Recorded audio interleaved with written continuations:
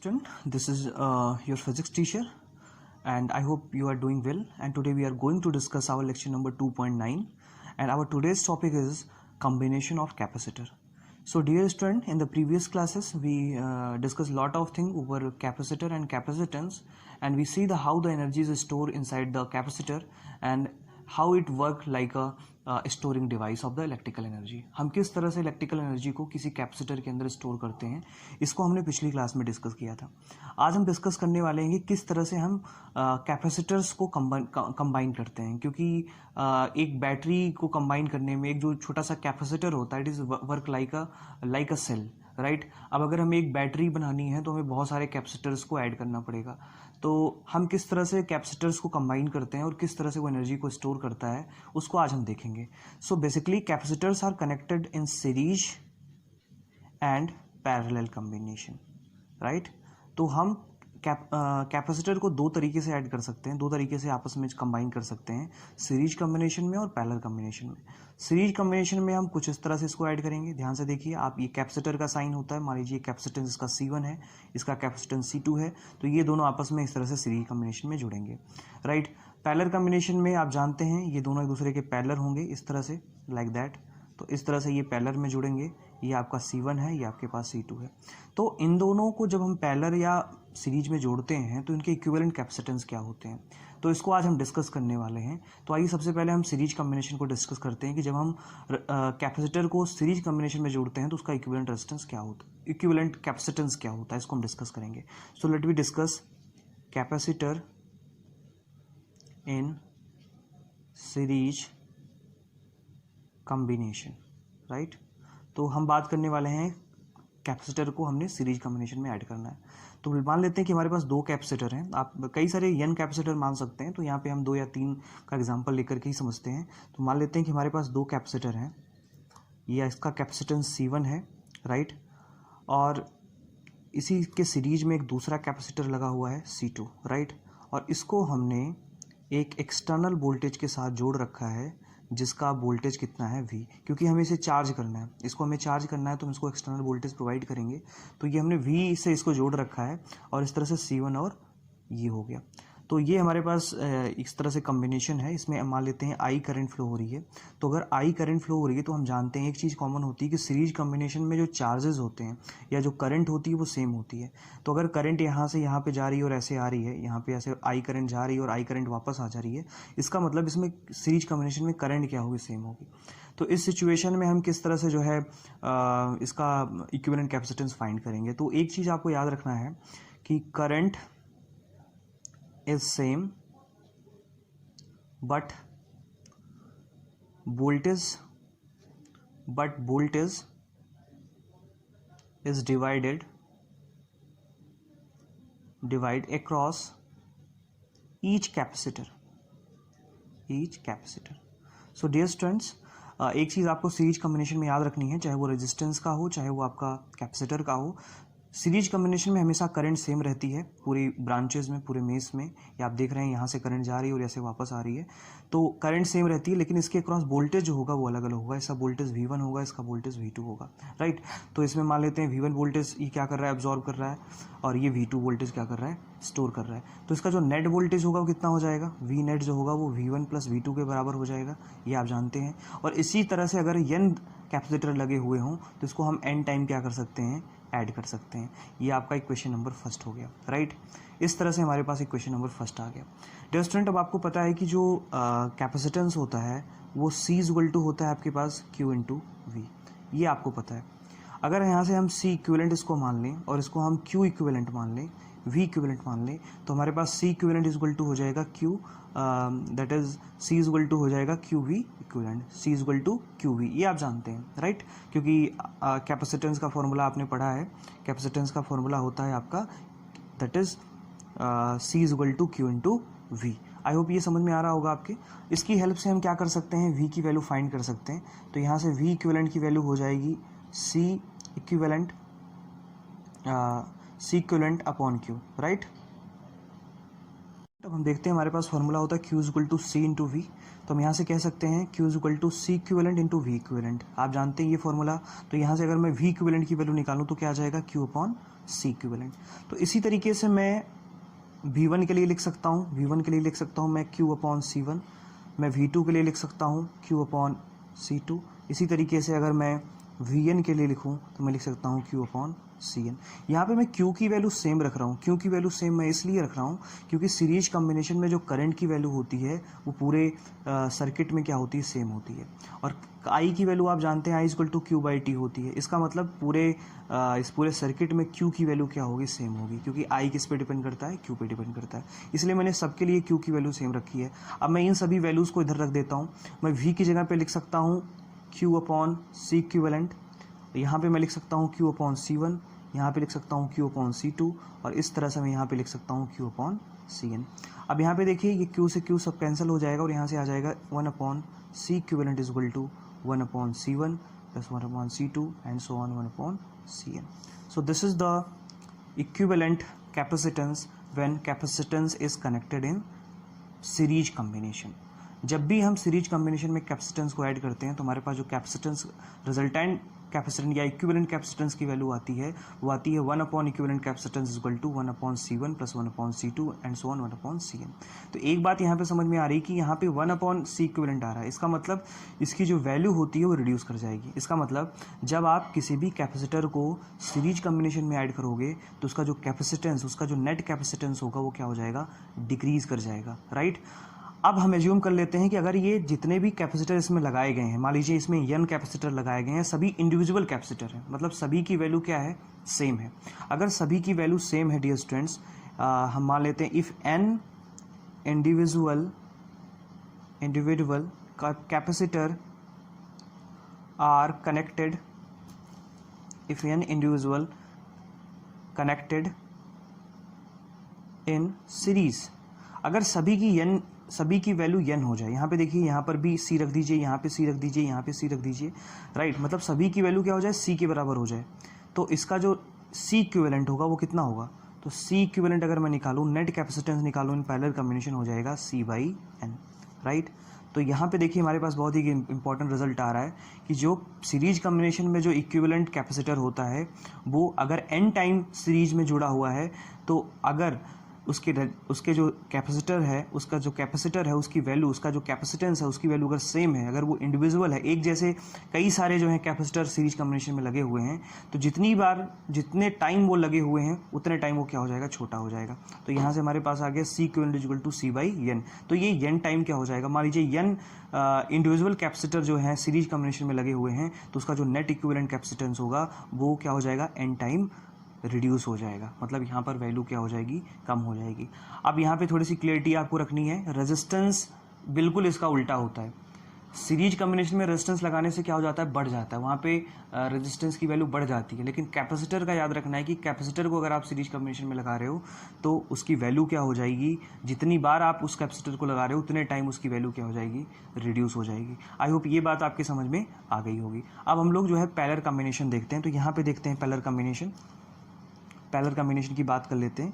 तो parallel combination, तो हम बात करते हैं कैपेसिटर इन पैरेलल कॉम्बिनेशन,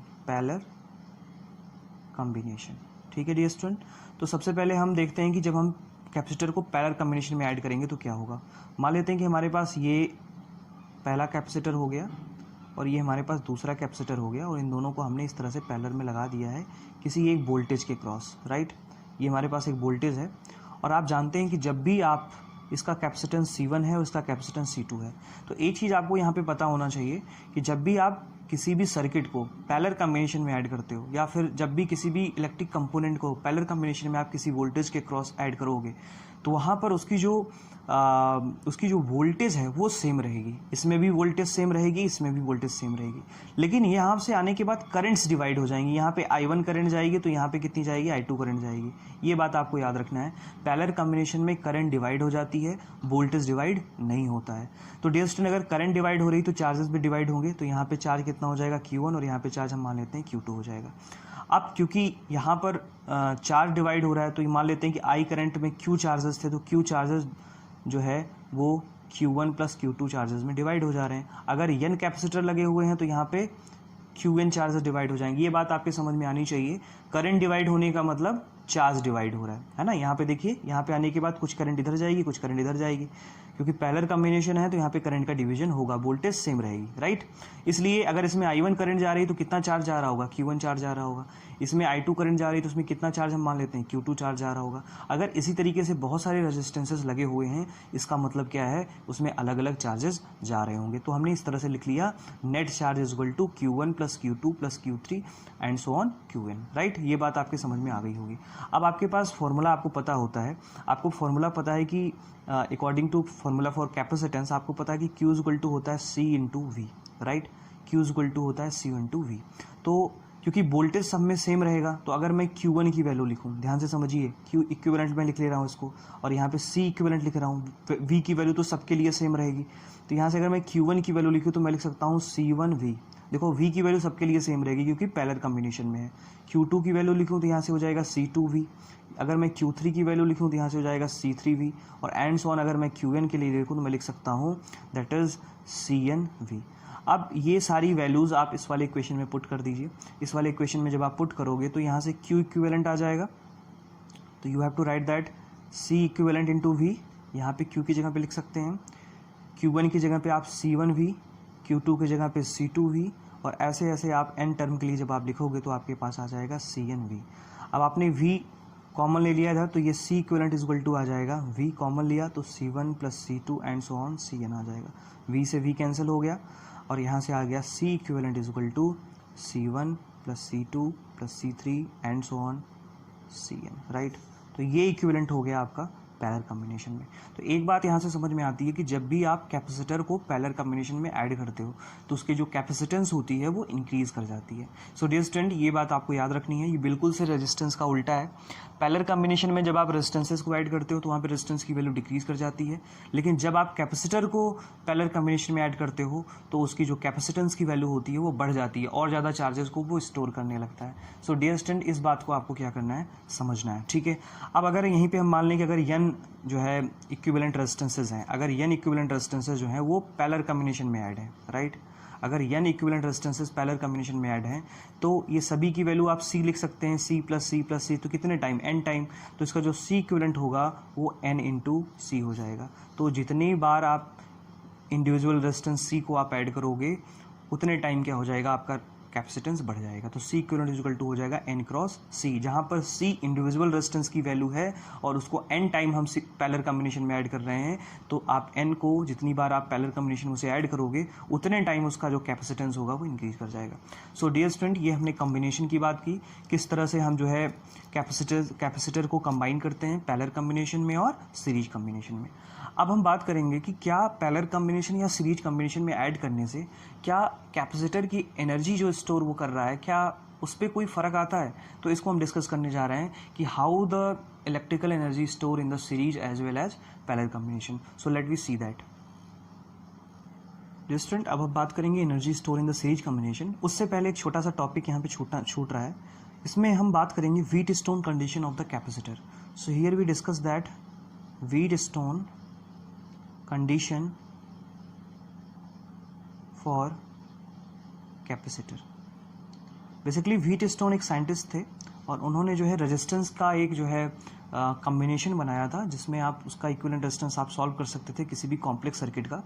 तो वो जो व्हीटस्टोन कंडीशन है वो कैपेसिटर के लिए भी एप्लीकेबल होता है। शायद आपने इसके बारे में पढ़ा भी होगा या सुना भी होगा, तो हम यहाँ पे थोड़ा सा डिस्कस कर लेते हैं। तो अगर आपके पास ऐसे 5 कैपेसिटर्स हैं, ध्यान से समझिए, ये आपके पास पहला कैपेसिटर है, ये आपके पास दूसरा कैपेसिटर है, ये आपके पास तीसरा कैपेसिटर है और ये आपके पास 4th कैपेसिटर है, और बीच में एक कैपेसिटर कुछ इस तरह से लगा हुआ है, ठीक है। और ये तो व्हीटस्टोन ने कहा कि अगर आपके पास इस तरह से कोई कॉम्बिनेशन है, यहाँ पे देखिए 5 रेजिस्टेंसेस कुछ इस तरह से जो है अरेंज हों, तो आप किस तरह से इसका इक्विवेलेंट रेजिस्टेंस फाइंड कर सकते हैं। तो इन्होंने कंडीशन दी, कंडीशन ये दी कि अगर C1 अपॉन C2 मतलब इसका रेजिस्टेंस और इसका रेजिस्टेंस, ये जो दो पैरेलल में हैं, अगर इन दोनों का रेजिस्टेंस का रेशियो जो है, अगर इन दोनों रेजिस्टेंस के रेशियो के बराबर है C3 upon C4, right, C1 upon C2 is equal to C3/C4। अगर ये कंडीशन सेटिस्फाई होती है तो इसमें कोई भी करंट नहीं जाएगी। अगर इसमें कोई भी करंट नहीं जाएगी तो इसमें कोई भी चार्ज स्टोर नहीं होगा। अगर इसमें कोई भी चार्ज स्टोर नहीं होगा तो इसे आप सर्किट से बाहर कर दोगे। जब इसे आप सर्किट से बाहर कर दोगे तो आपका सर्किट कुछ इस तरह से बन जाएगा। ये पहला कैपेसिटर, तो ये हो गया C1, ये हो गया C3, और कुछ यहाँ पे इस तरह से बन जाएगा।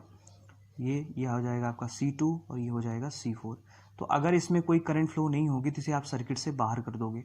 अगर इसे आप सर्किट से बाहर कर दोगे तो अब ये सर्किट कुछ इस तरह से बन जाएगा। तो इस सिचुएशन में आप इसे आसानी से इसके इक्विवेलेंट कैपेसिटेंस को सॉल्व कर सकते हो। तो डियर स्टूडेंट, ये छोटा सा टर्म था जो आपको आना चाहिए। कभी कभी इस पर क्वेश्चंस आ जाते हैं, जिसको आप जानते रहिए। अब हम बात करेंगे energy store in the series combination. तो सीरीज कॉम्बिनेशन में कैसी एनर्जी स्टोर होती है, किस तरह से एनर्जी स्टोरेज को देख सकते हैं। तो इससे पहले हमने ये डिस्कस कर लिया था कि किसी भी कैपेसिटर के अंदर जो एनर्जी स्टोर होती है वो आपकी होती है दैट इज Q²/2C। एक फॉर्मूला हमने ये पढ़ा था, क्योंकि हम यहाँ पे Q²/2C की ये वैल्यू है, और इसको हमने 2-3 और फॉर्मूले इसमें पढ़े थे। एक हमने हाफ CV² भी पढ़ा था। तो इसके अलग अलग यूजेस हैं। तो हमने क्या करना है, यहाँ सबसे पहले सीरीज कॉम्बिनेशन के लिए एनर्जी को फाइंड करना है। तो सीरीज कॉम्बिनेशन में इक्विवेलेंट रेजिस्टेंस हमें पता होता है 1/C is equal to 1/C1, 1/C2 and so on. अगर हम बात करें तो 1/CN। अब अगर इस पूरे इक्वेशन में, क्योंकि जब सीरीज कॉम्बिनेशन की आप बात करते हो तो वहाँ पे एक चीज़ कांस्टेंट होती है, वो है चार्ज।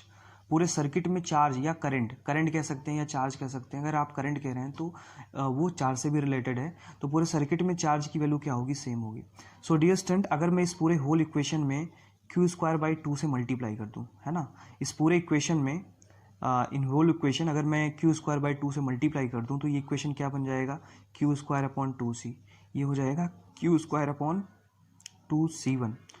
ये हो जाएगा Q²/2C2। और इस तरह से मैं अगर बात करूँ तो यहाँ हो जाएगा Q²/2CN।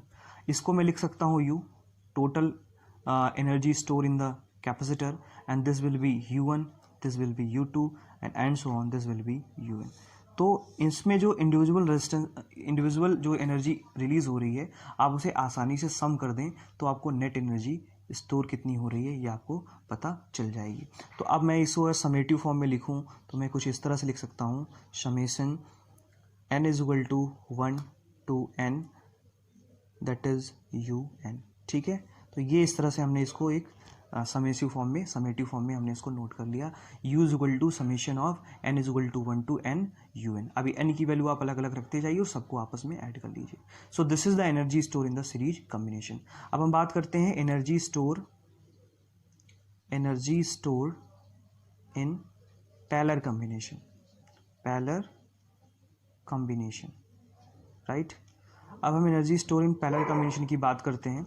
तो हमने एनर्जी का एक और फॉर्मूला हमने जो है ऑलरेडी पढ़ रखा है, और वो एनर्जी का फॉर्मूला हमने पढ़ा है that is U is equal to half CV², right. इसकी हेल्प से हम क्या कर सकते हैं, energy store in the parallel combination find कर सकते हैं। डियर स्टूडेंट, पैरेलल कॉम्बिनेशन में आपको कैपेसिटेंस की वैल्यू पता होती है, C is equal to C1 + C2 C3 and so on CN।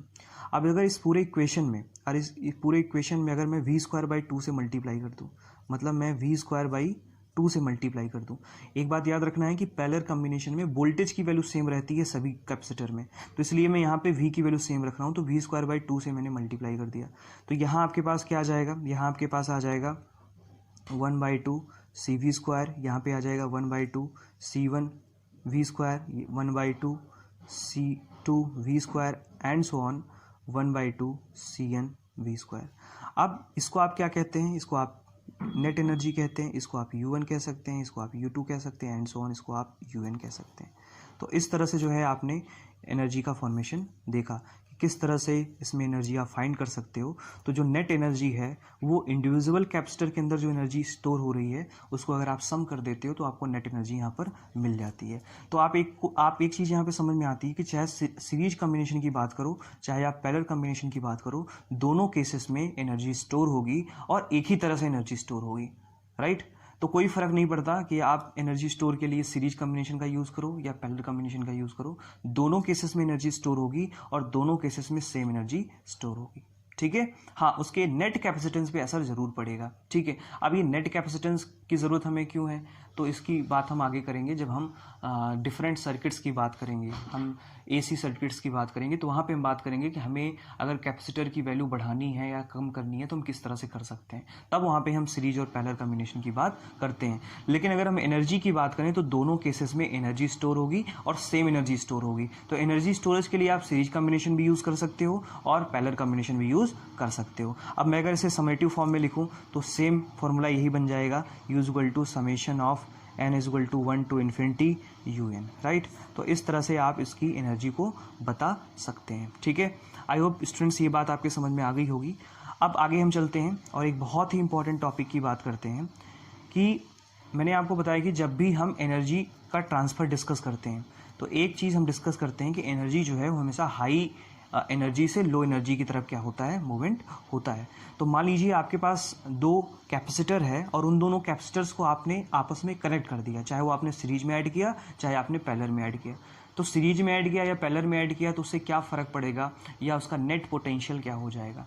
तो इस सिचुएशन में हम कहते हैं कि करंट का फ्लो या चार्जेस का फ्लो तब तक होता रहेगा जब तक कि दोनों का पोटेंशियल सेम नहीं हो जाए, मतलब कि दोनों कैपेसिटर का पोटेंशियल सेम ना हो जाए। तो इस पोटेंशियल को हम कहते हैं कॉमन पोटेंशियल। तो हम अब डिस्कस करने जा रहे हैं concept of common potential, that is concept of common potential. तो हम कॉन्सेप्ट ऑफ कॉमन पोटेंशियल की बात करने वाले हैं कि कॉमन पोटेंशियल किसे कहेंगे।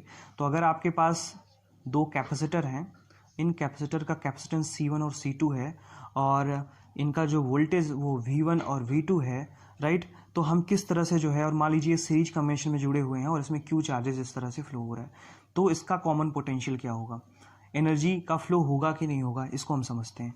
तो आपको पता है कि कॉमन पोटेंशियल निकालने के लिए आपके पास कैपेसिटेंस का फॉर्मूला होता है और कैपेसिटेंस का फॉर्मूला होता है that is Q = C × V, right. That mean C = या V = आ जाएगा आपके पास Q upon C, that mean total charge और यहाँ से आ जाएगा आपके पास टोटल चार्ज और यहाँ से टोटल कैपेसिटेंस।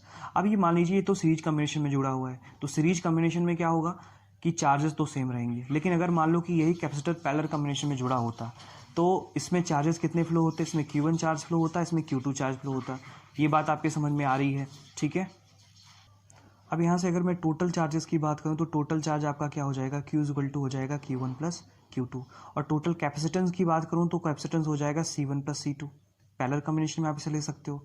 इसी तरीके से वोल्टेज आपका V1 + V2 हो जाएगा, ठीक है। ये बात समझ में आ रही है आपके। तो इस केस में आप इसे देख सकते हो, पैरेलल में जोड़ोगे तो V की वैल्यू V1 + V2 हो जाएगी, ठीक है। तो ये हमारे पास टोटल चार्ज आ गया और टोटल कैपेसिटेंस आ गया। अब यहाँ पे आप रख दो तो V = आ जाएगा आपके पास C1 that is Q1 + Q2 और यहाँ से आ जाएगा C1 + C2। अब Q को क्या लिखते हो आप, CV लिखते हो, तो यहाँ से आप लिख सकते हो C1 V1 + C2 V2 लिख सकते हो इसे आप। और यहाँ से क्या आ जाएगा, यहाँ से आ जाएगा C1 + C2। तो कॉमन पोटेंशियल का जो फॉर्मूला बन गया वो बन गया आपके पास V = C1 V1 C2 V2 upon C1 + C2। तो ये हमारे पास एक फॉर्मूला आ गया फॉर द कॉमन पोटेंशियल। अब ये जो फॉर्मूला है ये पैरेलल और सीरीज कॉम्बिनेशन दोनों के लिए अप्लीकेबल है। आप दोनों तरीके से, जैसे मैंने यहाँ पे सीरीज लिया है और पैरेलल के थ्रू भी आप इसे समझ सकते हो। देखिए यहाँ पे अगर ये दो पैरेलल में लगे हैं ऐसे, ठीक है, तो यहाँ पर वोल्टेज सेम रहेगा लेकिन यहाँ पे चार्जेस Q1 हो जाएगा, यहाँ पे Q2 हो जाएगा, ये C1 हो गया C2 हो गया, लेकिन यहाँ पे चार्जेस डिफरेंट हो जाए। तो दोनों केसेस में आप ये अप्लीकेबल कर सकते हो। अगर आपको चाहे वो सीरीज कॉम्बिनेशन में है चाहे वो पैरेलल कॉम्बिनेशन में है, दोनों केसेस के लिए अगर आप कॉमन पोटेंशियल की वैल्यू फाइंड करते हो तो डायरेक्ट फॉर्मूला आप यूज़ कर सकते हो C1 V1 + C2 V2 upon C1 + C2। I hope ये बात आपकी समझ में आ गई होगी। अब इसमें एक बहुत ही इंपॉर्टेंट टर्म आता है, दैट इज़ कि जब हम दो कैपेसिटर्स को आपस में ऐड करते हैं तो वहाँ पे एनर्जी जो है हाई एनर्जी से लो एनर्जी की तरफ, हाई पोटेंशियल से लो पोटेंशियल की तरफ मूव करती है। तो अगर हाई पोटेंशियल से लो पोटेंशियल की तरफ मूव करती है तो इस ड्यूरिंग में कुछ एनर्जी का लॉस हो जाता है, राइट। तो वो लॉस ऑफ एनर्जी कितनी होती है, तो यहाँ पे हम कैलकुलेट करने वाले हैं loss of energy during connection of capacitor. तो जब हम कैपेसिटर्स को ऐड करते हैं तो कितनी एनर्जी लॉस हो जाती है, now we have to calculate that, let we see that. अब हम बात करते हैं loss of energy during connection of a capacitor. तो जब कैपेसिटर्स को हम आपस में ऐड करते हैं तो कितनी एनर्जी लॉस हो जाती है, इसको हम कैलकुलेट करेंगे। तो हमारे पास ये कैपेसिटर है, मान लेते हैं ये हमारे पास एक पहला कैपेसिटर है, ये हमारे पास दूसरा कैपेसिटर है। इसका जो कैपेसिटेंस है वो C1 है, इसका कैपेसिटेंस C2 है, राइट। और ये मान लेते हैं कि V1 पोटेंशियल पे है और इसके पास पोटेंशियल V2 है, क्योंकि इसके पास चार्ज स्टोर होगा। मान लेते हैं इसके पास Q1 चार्ज स्टोर है, इसके पास Q2 चार्ज स्टोर है। तो इस तरह से हमारे पास जो है दो कैपेसिटर हैं, जिनकी आप कई सारे कैपेसिटर को आपस में ऐड करेंगे तो इस तरह से आप एक जनरल फार्मूला प्रोड्यूस कर सकते हैं, लेकिन यहाँ पर हम दो कैपेसिटर का एग्जांपल लेकर के सॉल्व कर रहे हैं। तो मान लेते हैं कि हमारे पास दो अलग अलग कैपेसिटर्स हैं। अब इनकी एनर्जी हमें फाइंड करनी है, तो इनकी एनर्जी फाइंड करने के लिए हमारे पास फॉर्मूला है हाफ CV²। तो यहाँ से मैं हाफ C1V1², ये हमारे पास पहले की एनर्जी हो जाएगी, U1 मान लेते हैं। इसी तरीके से दूसरे की एनर्जी हो जाएगी हाफ C2V2²। आप यहाँ पे हाफ Q²/2C का भी यूज़ करके निकाल सकते हैं, तो वहाँ पर भी सेम फॉर्मूला आ जाता है। यहाँ पर हम इसका यूज़ कर रहे हैं 1/2 C1V1², U2 = 1/2 C2V2², राइट। आप करके देख सकते हैं। अब मान लेते हैं कि ये हमारे पास एनर्जी है, अलग अलग एनर्जी है। तो अगर ये अलग अलग एनर्जी है तो इन दोनों की एनर्जी बिफोर द कनेक्शन, जब हमने इसको आपस में ऐड नहीं किया था, तो बिफोर कनेक्शन, जब हमने इसको आपस में कनेक्ट नहीं किया था उससे पहले उसकी एनर्जी क्या होगी, U, इसको मान लेते हैं U बिफोर, राइट। तो U बिफोर क्या हो जाएगा, U1 + U2। तो यहाँ से आ जाएगा 1/2 C1V1² + 1/2 C2V2²। इसको आप इक्वेशन नंबर फर्स्ट मान लीजिए। अब इन दोनों को हम मान लेते हैं कि पैरेलल या सीरीज में ऐड कर लेते हैं। तो मान लेते हैं कि इसको हमने पैरेलल कॉम्बिनेशन में ऐड कर लिया, तो ये हमारे पास पहला कैपेसिटर हो गया, ये हमारे पास दूसरा कैपेसिटर हो गया। इन दोनों को हमने आपस में जोड़ दिया, C1 है, C2 है, और इनका जो पोटेंशियल रहेगा वो भी सेम रहेगा दोनों के लिए। अब यहाँ पर हमें जो है फाइंड करना है।